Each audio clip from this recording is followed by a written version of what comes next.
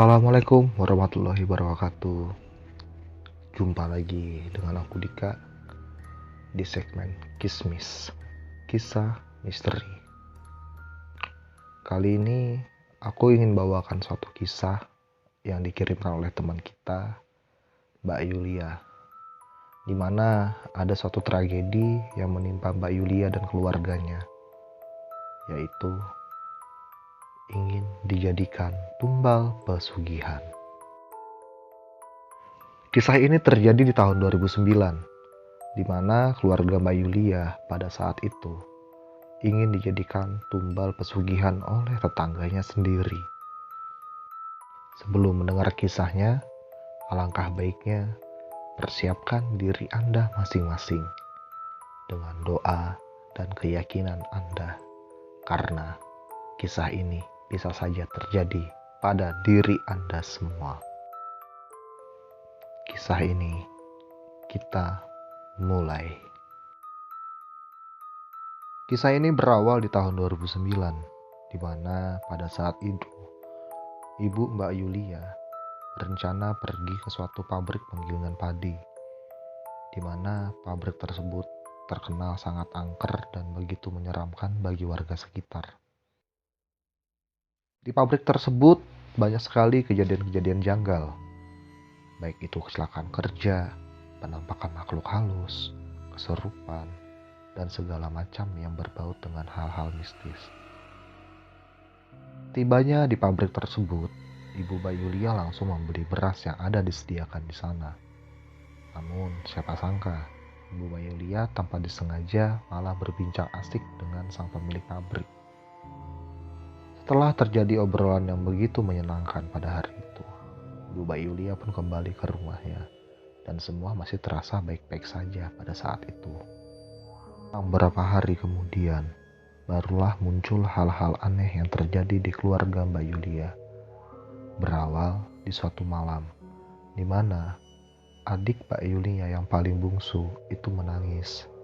Ibu Mbak Yulia pun segera mendatanginya dan mengetahui bahwa sang adik ingin disusui. Sontak saja naluri sang ibu pun bermain di saat itu. Ibu Mbak Yulia pun langsung memberikan susu kepada sang anak. Namun, ada kejadian aneh yang menimpa Ibu Mbak Yulia. Ibu Mbak Yulia berteriak merasakan suatu hal aneh yang ada di lehernya. Rasa panas, panas, panas yang berubah menjadi seperti cekikan yang begitu kuat mencengkeram lehernya. Mbak Yulia yang masih tidur pada saat itu langsung saja terbangun melihat hal aneh yang terjadi pada ibunya. Mata Ibu Mbak Yulia terbelalak, lidahnya sudah mulai keluar. Mbak Yulia pun langsung berteriak, sehingga ayah Mbak Yulia pun datang menghampiri. Kejadian itu pun membuat heboh seisi rumah pada malam itu. Kepanikan tersebut membuat heboh para tetangga sekitar. Bahkan para pemuda yang sedang ronda pun juga dibuat heboh. Segeralah mereka mendatangi rumah Mbak Yulia, dan alangkah terkejutnya mereka melihat keadaan Ibu Mbak Yulia pada malam itu. Lalu mereka berinisiatif untuk memanggil kiai yang ada di desa tersebut. Selang beberapa saat, Pak Kiai pun datang. Pak Kiai langsung melakukan langkah pertolongan dengan membacakan doa-doa dan permohonan yang tulus kepada Allah Subhanahu wa Ta'ala. Dengan usaha yang gigih, Pak Kiai pun bisa menyadarkan kembali Ibu Mbak Yulia. Namun, tampak jelas ada sesuatu yang janggal terjadi pada malam itu, di mana leher Ibu Mbak Yulia terlihat bekas lebam yang begitu besar mengelilingi batang lehernya. Karena kejadian tersebut, akhirnya para kerabat pun memutuskan untuk bermalam di rumah Mbak Yulia, karena mereka semua takut kejadian serupa bakal terulang kembali. Dan benar saja, tidak berselang lama, setelah para tetangga membubarkan diri dan kembali ke rumah mereka masing-masing, kejadian itu pun berulang. Namun kali ini, yang diserang bukanlah Ibu Mbak Yulia, melainkan adik Mbak Yulia yang paling bungsu. Adiknya Mbak Yulia yang tadinya hanya terdiam, kini tiba-tiba menangis dan matanya terbelalak. seakan-akan ada yang mendatanginya dan mengganggunya pada malam itu. Sontak saja keadaan pun menjadi heboh kembali. Untung saja Pak Kiai masih berada di sana. Langsunglah Pak Kiai memberikan pertolongan kepada adik Mbak Yulia yang paling bungsu. Dengan melafalkan beberapa doa dan beberapa ayat suci Al-Quran, keadaan yang tadinya genting kini bisa distabilkan kembali. Namun, jelas membuat trauma yang begitu dalam bagi keluarga Mbak Yulia pada malam itu. Tetapi, tabir belum terungkap dan masih menjadi suatu misteri yang belum terpecahkan hingga pagi pun datang. Di pagi hari semuanya berjalan biasa-biasa saja, tidak ada lagi gangguan dan tidak ada lagi kerasukan ataupun hal-hal aneh yang terjadi. Keluarga Mbak Yulia merasa sedikit tenang dan memulai aktivitas kehidupannya kembali seperti hal biasa. Namun beda di siang hari, di saat adik kedua Mbak Yulia yang baru pulang dari sekolah tiba-tiba saja kerasukan. Adik Mbak Yulia yang kerasukan terus saja meronta-ronta dan berteriak-teriak. Banyak hal-hal dan perkataan aneh yang terucap dari mulutnya. Salah satunya yang paling diingat adalah dia ingin membawa salah satu dari keluarga ini ke alam mereka. Mbak Yulia yang menyaksikan kejadian itu hanya bisa terduduk dan terdiam di samping ibunya. Namun, tiba-tiba saja Mbak Yulia pun ikut kesurupan dan pingsan selama 4 jam. Dalam pingsannya, Mbak Yulia merasakan kalau ia melihat ada sosok tinggi besar yang terantai menyaksikan dan mengawasi rumahnya. Sosok yang berbulu, bertaring, dan memiliki mata merah terus saja mengawasi rumahnya. Di tengah ketakutannya melihat sosok tersebut, Mbak Yulia dikejutkan dengan kemunculan kereta kencana yang datang di depan rumahnya. Ia pun terheran-heran melihat ada seorang putri cantik yang turun dari kereta tersebut dan memanggil-manggil nama Mbak Yulia. Sosok putri cantik tersebut pun berkata, "Hai Yulia, ikutlah denganku. Karena kalau kamu tidak ikut, majikan dan rajaku akan marah kepadaku. Kamu juga tidak sendirian, Yulia. Ada wanita yang juga bernasib sama denganmu di dalam kereta ini, yang akan bersama-sama ikut dengan kita semua."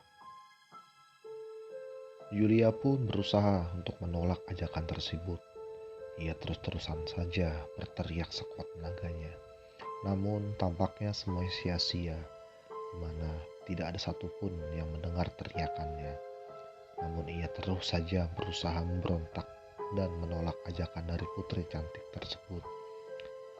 Tiba-tiba saja ia mendengar suara azan di telinganya, sehingga membuat ia sadar dan kembali ke alam nyata. Ibu yang melihat Mbak Yulia sadar langsung saja memeluk dan menangis sejadi-jadinya di samping Mbak Yulia. Mbak Yulia pun tampak bingung karena menyaksikan banyak orang yang ada di sekelilingnya pada saat itu. Ibu hanya berkata, "Istighfar nak, istighfar nak, istighfar." Mbak Yulia pun hanya bisa terdiam dan termenung dan hanya mengingat sosok wanita cantik yang ada di dalam pingsannya tadi. Dalam benak Mbak Yulia selalu bertanya, siapa wanita cantik itu?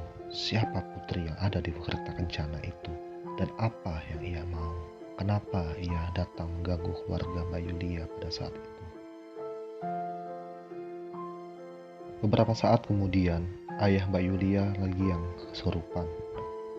Mbak Yulia yang masih setengah sadar, masih terheran-heran dan tidak bisa berbuat apa-apa.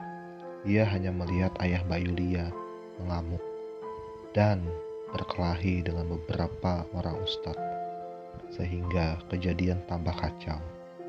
Mbak Yulia hanya bisa merasakan keanehan-keanehan begitu banyak di rumahnya, seperti melihat penampakan sosok kuntilanak yang begitu banyak memenuhi pelapon rumahnya pada saat itu. Pada akhirnya, bapak Mbak Yulia bisa disadarkan. Namun, masih terasa saja hal-hal ganjil yang ada di rumah itu. Mbak Yulia pun kini hanya bisa terdiam hingga azan maghrib pun berkumandang.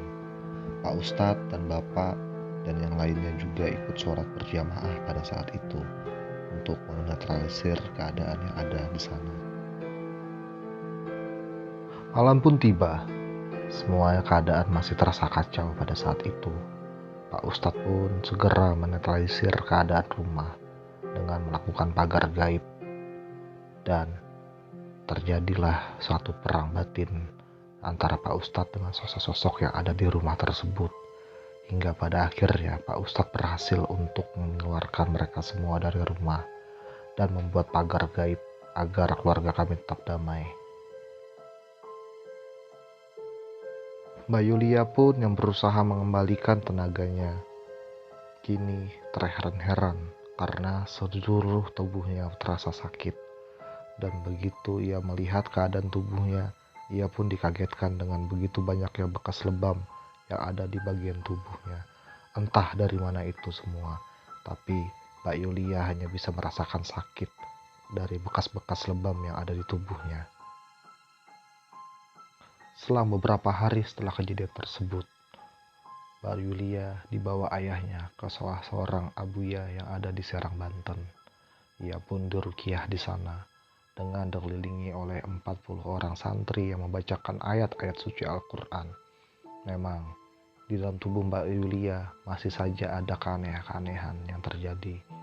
Karena menurut penuturan para ustadz yang ada di sana, Mbak Yulia hampir saja diberikan seorang tumbal pesugihan oleh seseorang yang berniat jahat kepada mereka.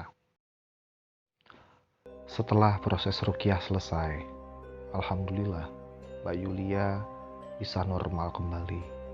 Namun, masih banyak misteri-misteri yang tertinggal. Seperti siapa pengirim-pengirim sosok-sosok tersebut, siapa putri cantik yang menjemput Mbak Yulia, dan siapa orang yang jahat yang ingin menumbalkan mereka semua.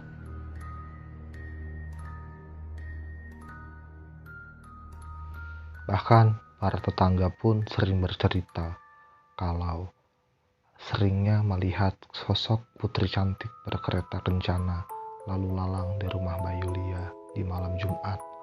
Entah apa maksudnya. Yang pasti, kejadian itu benar-benar menaruh trauma yang berat bagi keluarga Mbak Yulia. Dan semoga saja semua itu tidak terjadi lagi.